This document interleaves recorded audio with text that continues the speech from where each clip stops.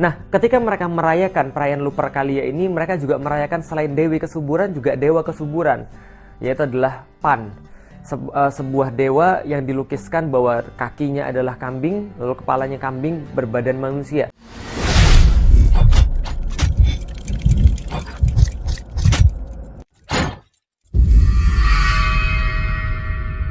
Assalamualaikum warahmatullahi wabarakatuh. Islam tidak pernah mengharamkan yang dinamakan dengan cinta. Bahkan Islam memberikan ruang untuk cinta, dan Allah Subhanahu wa Ta'ala mensifati dirinya dengan Ar-Rahman Ar-Rahim, yang Maha Pengasih lagi Maha Penyayang. Islam tidak pernah menafikan cinta, karena Allah Subhanahu wa Ta'ala berfirman kepada kita semua dalam Al-Quran. Allah sampaikan, Zuyyina linnasi hubbus syahawati minan nisa wal banin wal qanatiril muqantarati minaz zahabi wal fiddah. Allah menyampaikan bahwa kita memang dihiaskan, kita memang diberikan sebuah perhiasan, yaitu adalah tertariknya diri kita dengan wanita, dengan anak-anak, dengan emas, dengan perak, lalu dengan sebagainya yang dinamakan dengan mataun hayatid dunia. Jadi dinamakan dengan perhiasan-perhiasan dunia. Allah tidak pernah mengharamkan cinta, tapi Allah mengaturnya secara khas dengan baik sehingga kita dapat menyalurkannya dengan baik pula. Tapi tidak dengan zaman sekarang.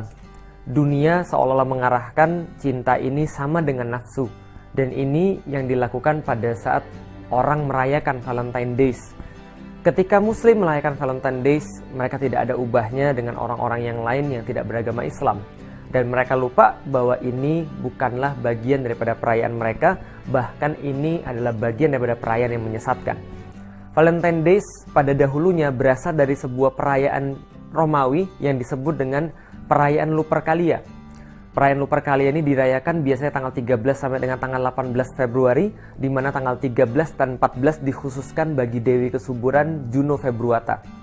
Nah, ketika mereka merayakan perayaan Lupercalia ini, mereka juga merayakan selain Dewi Kesuburan juga Dewa Kesuburan, yaitu adalah Pan. Sebuah dewa yang dilukiskan bahwa kakinya adalah kambing, lalu kepalanya kambing berbadan manusia. Maka inilah Dewi Kesuburan dan Dewa Kesuburan menurut orang-orang Romawi. Dan bagaimana cara mereka merayakan kesuburan ini? Mereka merayakan dalam tanda kutip kesuburan itu adalah dengan cara mengumpulkan seluruh laki-laki dan perempuan, kemudian perempuan-perempuan menuliskan nama-namanya, lalu dimasukkan ke dalam gentong-gentong yang tersedia, kemudian diundi, laki-laki akan mengambil namanya, kemudian membacanya, lalu mendapatkan nama siapa, maka akan menemani yang nama yang akan didapatkan itu selama 1 malam. Nah, 1 malam apa yang mereka lakukan? Tentu bukan bermain catur, atau tentu bukan bermain apapun, tapi tentu saja sesuatu yang berbahaya. Karena itulah, sampai dengan sekarang kita melihat efek itu masih terasa. Ketika tahun 496, ketika Romawi mengambil agama Kristen sebagai agama negara, pada tahun 496 Paus Gelasius tidak bisa menahan perayaan Lupercalia yang sudah biasa dirayakan oleh orang-orang Romawi, maka dia meresmikan menjadi perayaan gereja. Namun pada tahun 1969 perayaan ini dianulir oleh gereja dan dianggap bukan bagian daripada tradisi gereja karena mereka menyadari buruknya perayaan ini. Dan sampai sekarang pun apa yang terjadi? Tanggal 14 Februari seminggu sebelumnya dan seminggu sesudahnya diperingati di Amerika sebagai The National Condom Week. Jadi pekan kondom nasional. Karena banyak sekali orang-orang yang akhirnya melakukan hubungan seksual pada minggu-minggu itu sehingga mengakibatkan pertambahan penduduk yang luar biasa. Dikhawatirkan begitu sehingga disarankan memakai kondom. Bagaimana dengan di Inggris? Diperingati dengan The National Impotence Day tanggal 14. Mengapa? Sama. Valentine Days identik dengan hubungan free sex. Nah, ini yang harus kita tahu sebagai seorang muslim. Mungkin ada sebagian muslim yang berkata, oh tidak, kita tidak mengikuti hal-hal yang seperti itu. Namun sama saja, pada tahun 2005, salah satu surat kabar yang ada di Indonesia melakukan survei kecil-kecilan. Di antara 413 responden, mereka mendapatkan sekitar 24% orang-orang yang disurvei ketika melakukan Valentine Days, mereka lebih suka melakukan jalan-jalan, lalu kemudian makan, lalu kemudian berciuman, lalu berhubungan seks. Karena itulah pada tahun 2006 ketika diteliti 54% warga Kota Bandung itu sudah pernah melakukan hubungan seks.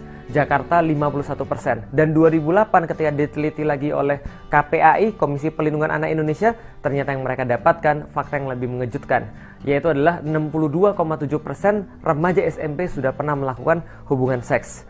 Benarlah kata Rasulullah SAW, man tasyabbaha biqaumin fahuwa minhum. Barang siapa yang mengikuti kebiasaan suatu kaum, maka dia bagian daripada mereka. Dan kita renungi bagaimana Rasulullah berpesan kepada kita, kalian senantiasa akan mengikuti sunnah-sunnah orang-orang sebelum kalian, mengikutinya sejengkal demi sejengkal, lalu sahasta demi sahasta, sampai mereka masuk ke lubang biawak pun Anda akan ikut masuk. Lalu orang-orang bertanya, sahabat bertanya, ya Rasulullah, apakah itu adalah Yahudi dan Nasrani? Rasul menjawab, kalau bukan mereka, siapa lagi?